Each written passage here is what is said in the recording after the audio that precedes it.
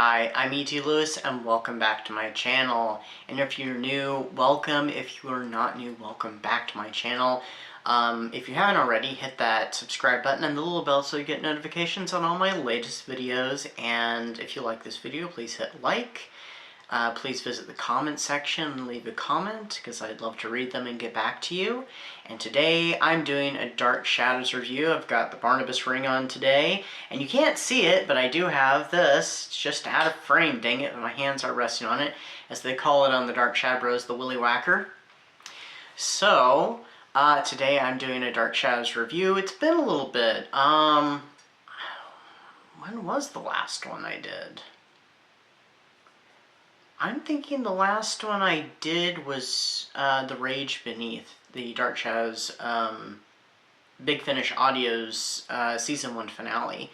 So, today I'm doing something a little different. I have done books and audios and movies for Dark Shadows reviews, but today I'm doing a comic book. I have done some comics before, some graphic novels, but today I'm doing the 1960s comics, so this is something a little different. So during Old School April, I read a couple issues.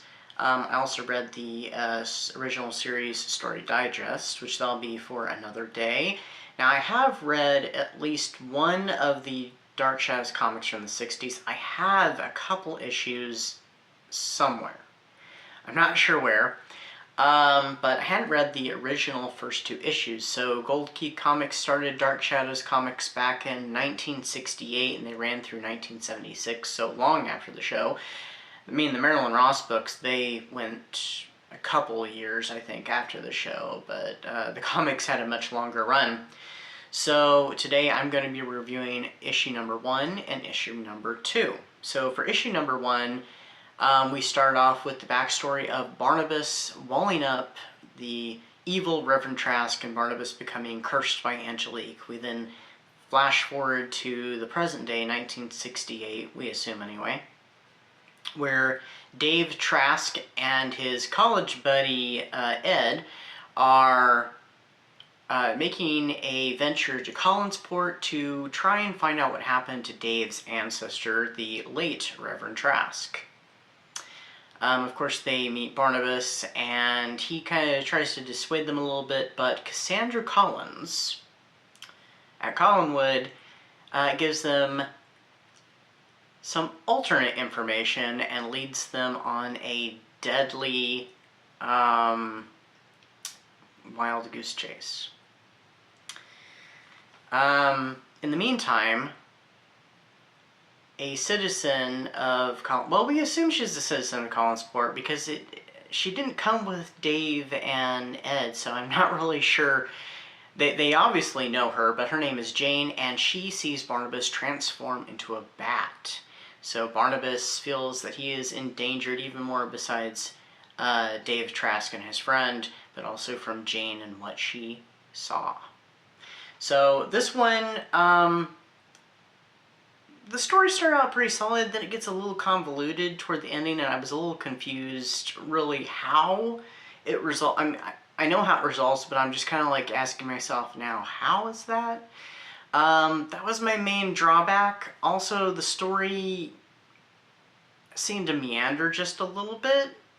So, it did have some characters from the show. Of course, it had Trask just in the flashback, and we had Angelique in the flashback, but of course Angelique is also Cassandra Collins, so that was kind of interesting to see Cassandra in the comics. We also had Elizabeth Collins Stoddard, of course Barnabas. Professor Stokes makes an appearance toward the ending, and also Elizabeth. So, but the interesting thing is they call her Elizabeth Collins. I have a hair or something out. I think it's gone now. Okay, they call her Elizabeth Collins instead of Elizabeth Collins Stoddard, so I don't know if there was a typo or what was going on there. But due to the drawback, I give it a 3.5. It probably would have gotten 4 if it hadn't been the story meandered just a little bit and the ending. It's just, I don't know how to really truly explain the ending away. I mean, I know what happens, but I'm just like, how? But anyway. I thought it was kind of funny because if you did check out my first OSA vlog for this year, Old School April, I did make a little clip where I was just like, Angelique, well, Cassandra, she has red hair instead of her dark hair from the show. But as I was looking back just to double check some names before I started my review, I did notice, oh, Angelique has red hair at the very beginning in the flashback too, so, she didn't really change her appearance.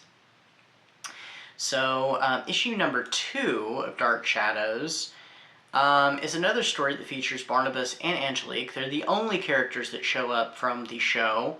Barnabas is having an argument with Angelique's spirit in the library of Collinwood, and the room bursts into flames. The Collinsport Fire Department comes and they put out the fire just in time, but they notice that there's a strange outline in the rug. A body must have been left there. The fire inspector of Collinsport, Mark Hull, is very suspicious of the fire, and so he goes in to investigate, putting him at odds with Barnabas Collins. This story was a little more solid, but Barnabas is definitely painted in a very similar sinister light that he is in the previous story, but I would say potentially a little more so, especially what he does to this one particular character that we meet later on in the comic, this hermit. And it really makes me question Barnabas's morals, especially at this point when the show was going on. I mean, Barnabas still had questionable morals in 1968, but he was growing.